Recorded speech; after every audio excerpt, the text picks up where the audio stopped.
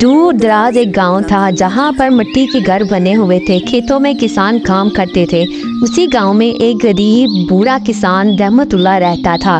رحمت اللہ بہت غریب تھا، اس کے پاس ایک دبلی پتلی گائے تھی، اس کے پاس اس کو کھلانے کے لیے چارہ بھی نہ تھا۔ وہ سوکھی گھاس اس کو کھلاتا، سارا دن کھیتوں میں کام کرتا، لیکن پھر بھی اس کی 2 وقت کی روٹی پوری نہ ہوتی۔ رات کے وقت وہ اللہ کے حضور جائے نماز بچھاتا اور اللہ تعالیٰ سے گر گڑا کر دعا کرتا کہ اللہ میرے حالات بدل دے۔ اسی رات ایک روشنی چمکی اور اس روشنی میں سے ایک فرشتہ نمودار ہوا۔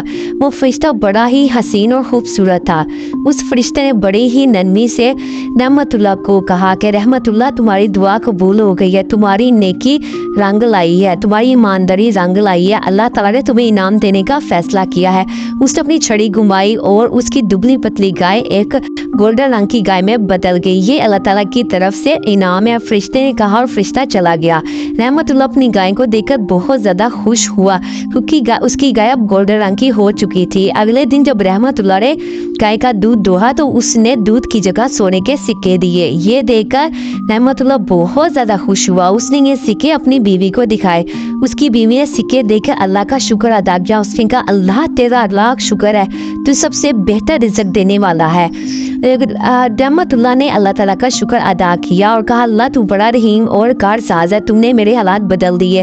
پورا گاؤں رحمت اللہ کے گھر آیا اور انہوں نے اس کو مبارکباد دی۔ آہستہ آہستہ رحمت اللہ کے حالات بدل گئے۔ وہاں پر اسی گاؤں میں ایک لالچی حاسد حکمران تھا۔ اس نے رحمت اللہ کی گائے کو چرانے کا فیصلہ کیا۔ اس نے چوروں کو کہا کہ جا کر رحمت اللہ کی گائے کو چرا کر لے آئے۔ کچھ چور گئے اور جا کر رحمت اللہ کی گائے کو چرا کر لے آئے۔ رحمت اللہ کو جب پتا چلا وہ بڑا پریشان اور افسردہ ہوا۔ ادھر حکمران نے اس گائے کو اپنے صحن میں باندھ دیا اور حکم دیا کہ اس کا دودھ دوئے، لیکن جیسے ہی انہوں نے دودھ دویا تو گائے نے تو سب دیکھ کر یہ حیران ہو گئے کہ گائے نے سکوں کی جگہ دودھ دیا۔ یہ دیکھ کر حکمران کو بہت غصہ آیا۔ اس نے بہت کوشش کی لیکن گائے نے سکے نہیں دیے۔ آخر کار حکمران نے اس گائے کو واپس کرنے کا فیصلہ کیا۔ جیسے ہی گائے رحمت اللہ کے گھر پہنچی، گائے نے دوبارہ سے سکے دینے شروع کر دیے۔ یہ دیکھ کر پورے گاؤں والے خوش ہو گئے۔ انہوں نے کہا کہ واقعی یہ جو گائے ہے واقعی رحمت اللہ کی نیکی کی وجہ سے سکے دیتی ہے، نہ کہ دودھ دیتی ہے۔ لہٰذا سب لوگوں کو پتا چل گیا کہ یہ رحمت اللہ کی نیکی کا صلہ ہے۔ تو پیارے بچوں، یہ تھی پیاری سی سٹوری۔ اگر آپ کو میری سٹوری پسند آئی ہو تو جلدی سے میرے چینل کو سبسکرائب کریں۔ بوڑھا کسان اور سونے کی گائے۔